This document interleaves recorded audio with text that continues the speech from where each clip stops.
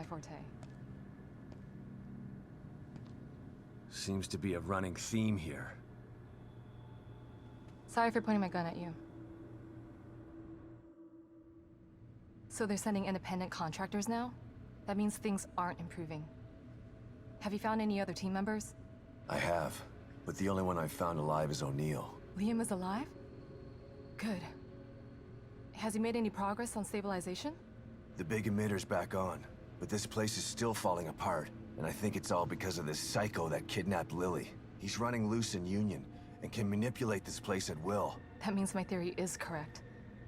This is more than a core disconnect.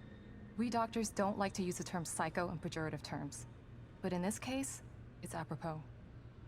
Only a clinically diagnosed psychopath could affect STEM like this. A psychopathic personality type using Lily to amplify his power. This is the worst possible situation. You're a shrink. Any suggestions on how to defeat him? Psychopaths are antisocial, lack empathy, and exhibit sadistic tendencies.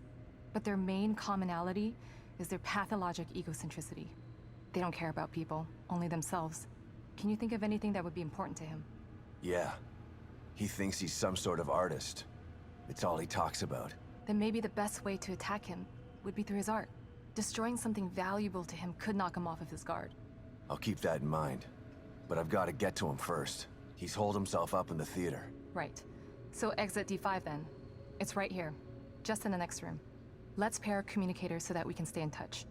I'll review my files and see if I can't dig up any more information about what's going on. I still feel like there's more to this. Regardless, he's probably going to be difficult to fight. Feel free to help yourself to anything here you might need.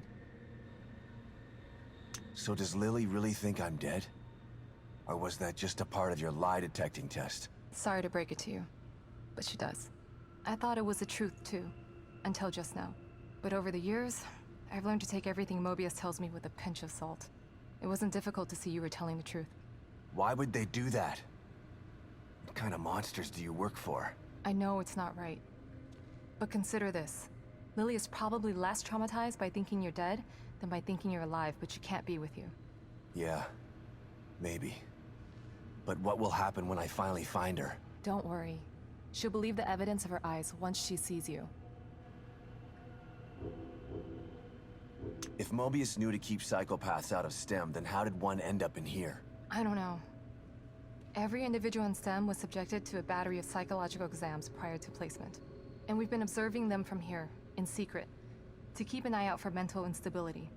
Yeah, well that didn't work. Unfortunately, psychopathy and sociopathy are incredibly difficult to diagnose correctly. Psychopaths tend to be cunning and highly intelligent. Aware of their own diagnosis, they're able to disguise themselves among us. The fact that this one was able to fool us, he's obviously adroit and self-aware. Disturbingly so. Great. So the tests only filtered out the weakest of psychos. I feel terribly responsible for all of this. I helped devise those tests. You said you think there's something more to this? I studied the Beacon incident extensively so that we could avoid another disaster like that. In that case, the person in question was the core. But even then, the environment remained relatively intact. Something just doesn't seem right here. What do you mean? The creatures in here. The dissolution of Union. The total breakdown in communication with Mobius. It just seems like a lot for one person. Even with the power of the core. He mentioned someone before. Another person who wanted the core's power. That could mean... No. It's too horrible to contemplate. What? There's only one thing that could be more powerful than a psychopath in here. But I need to do some research before I can commit to the theory.